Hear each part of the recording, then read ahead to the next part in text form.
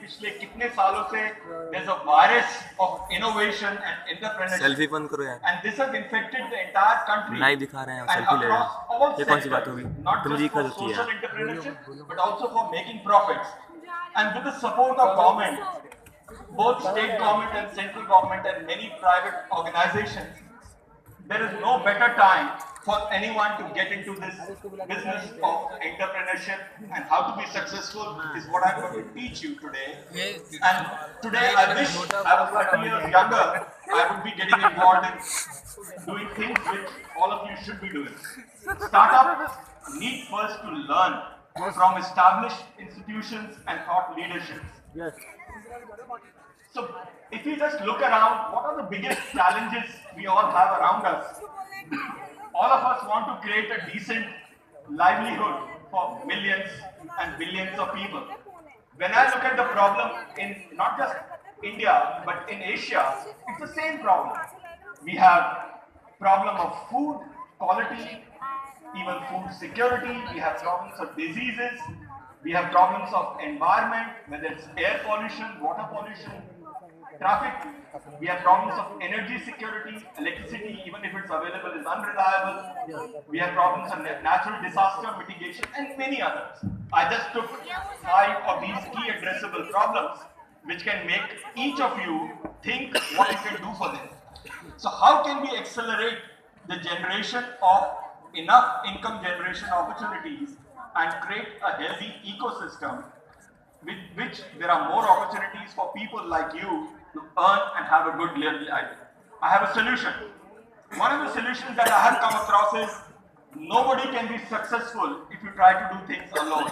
So there has to be something called innovative public-private partnerships. What is innovative public-private partnership? It's a partnership between academic institutions like this Gautam Buddha University. It's between science, technology. It's between policy makers.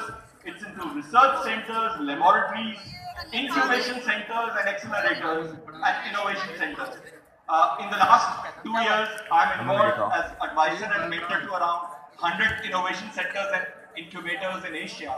And I think everybody needs new experienced people and mentors to help them come out with solutions which are the problems of the billions in this country.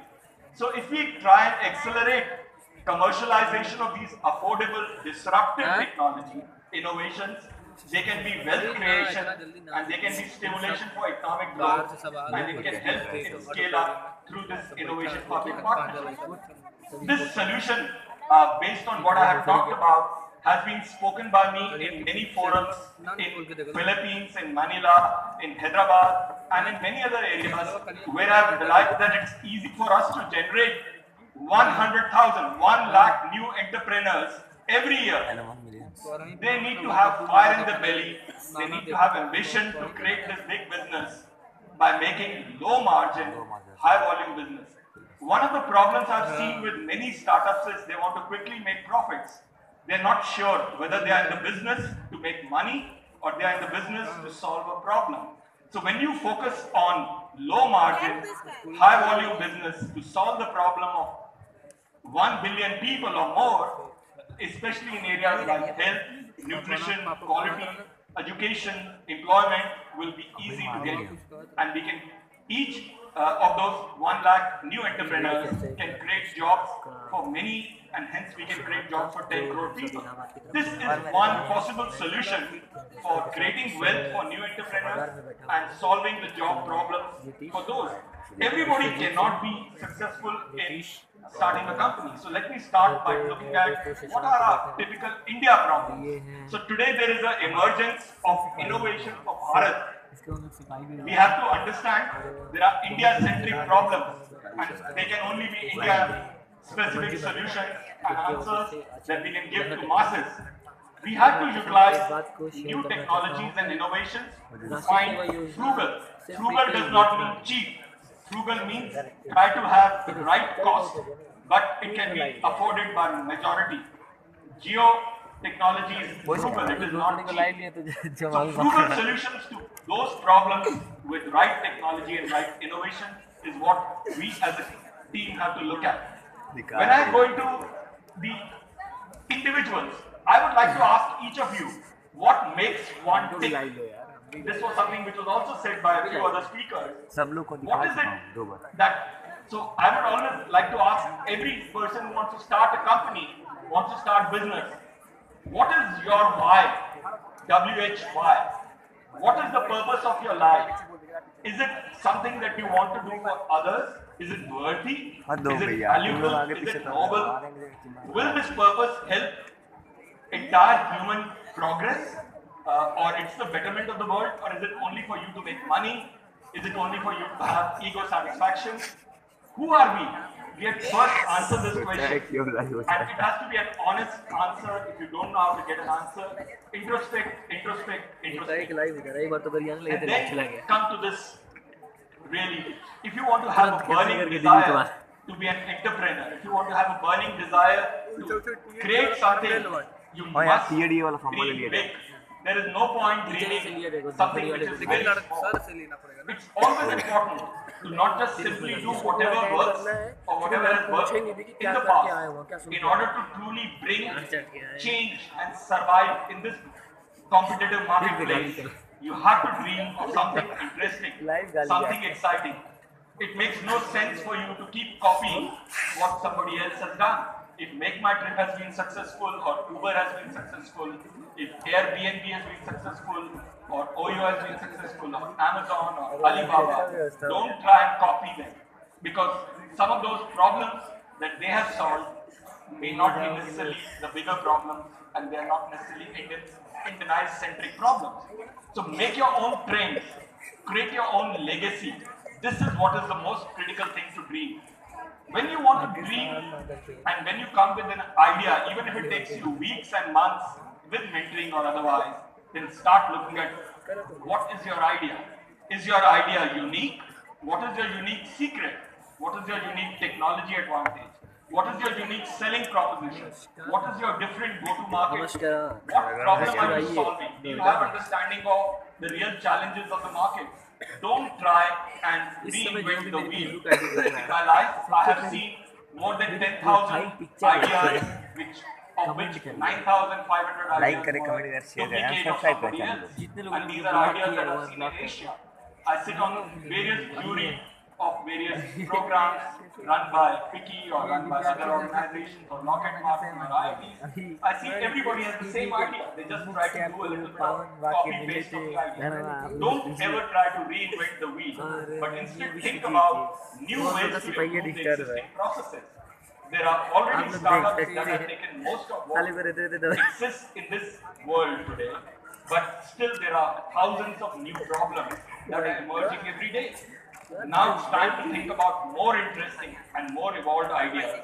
How can technology be used not to simply to disrupt one problem, but try and solve the problem for many businesses or create a new industry? When Google started, it started the search engine. Nobody knew what problem it was going to be solving. When 3D printing started their business, nobody knew what it's going to solve. And what Elon Musk is trying to do today and what it has done for battery technology, nobody realized how it's going to change the world. It does not matter whether you succeed or not, but at least try. Your focus has to be customer. Always focus on trying to solve the problem of who your target market is, who are your customers, what are their problems, how can you deliver that solution to them in a better, more cost-effective manner. At the end of the day, even if you fail, don't worry. You all know that Thomas Edison failed 99 times to become successful on the 100th time to invent the bulb. So let's try and look at the next step. Now that you have a great idea, do you believe your idea is going to be successful to convert into an entrepreneurship? Will you be successful in creating jobs for others? And will you be a successful startup? No, till you have been able to understand the real challenges in India. I have seen 90% of startups failing in India because they are very poor in execution. They have a very good idea, very good innovations, but just stays and they get an award or recognition and they cannot go beyond just the idea stage. Everyone thinks it's like my child, I would always think is the best child of the earth. So everyone thinks that my idea is great and it's always good, but it's a first step. You have to spend a lot of time on that first step to make it nourish. You have to incubate. You have to build, make the child crawl and walk and run before it becomes a successful पकड़ना सब business. थोड़ा दिखा देना सब However, चेहरा executing that तुम्हारा दिखा idea is देना absolutely हमारा the दिखा most important step. And India, there are many challenges. One of the challenges in India is ये that हैं हम लोगों के everybody follows Vishwajeet herd ji, mentality. So if I have a और good वो idea हम and I लोगों talk के to पीछे 5 अमन people, ji. there'll be 100 other सिपाही people Aman who Singh have सिपाही भी that बोलते हैं idea, उनको। and it's और called herd mentality. ये हैं हम लोगों So के it's very विद्यार्थी different. परिषद के कार्यकर्ता So India challenges are Nitish not ji, the same. छोटा सा वो हम लोगों के भाई साहब शशांक जी भाई साहब। So प्रणाम करिए, one of the lessons that I have learned in my life, live है, and this is what I have आपको told प्रणाम करने में all the सबसे startups कोशिश कर and the रहे हैं। foreign companies आप are हमें भी देख सकते हैं थोड़ी देर में। when you want to be successful, be very ये हैं patient. कामदेश्वर जी हैं जो कि हमारे मित्र हैं, इनका नाम कामदेश्वर है और इनको शॉर्ट में हम लोग केडी बोलते हैं। Start learning swimming. मैं इन्हें अपना भाई You have to मानता हूँ। first learn with somebody guiding you, preferably in the shallow part of the in the shallow part of the swimming pool, so you don't fall down. Once you get confidence, gradually you move into the deeper side. Similarly, in life, in your entrepreneurship journey, in your startup journey, you have to first capture a small market. You have to नहीं लेके चले test जाइए a lot of startups want to solve the problem of the world very quickly. They believe that the market for their company is every single person on this entire earth. लेकिन हकीकत में That's नेता why लग it's रहे हैं। important to focus on very small segment of the targeted market of your population first and check your market, test your market, pick up your market, the test market very wisely and start very small.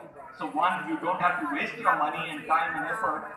During that, doing this small effort will help you focus your efforts, make mistakes, improve before you expand into different markets. It's very important for you to understand and read your market correctly. A lot of people don't understand, they don't want to listen to what customers are saying. So listening is one of the most critical key success factors. For example, if you have a mobile payment platform which you have developed, start by first focusing maybe on a very small segment of the target market if you want to look at food and beverage retailers in a small part of your city or the town, and rather than try to dominate the whole market and then gradually get into all the retailers in that same city.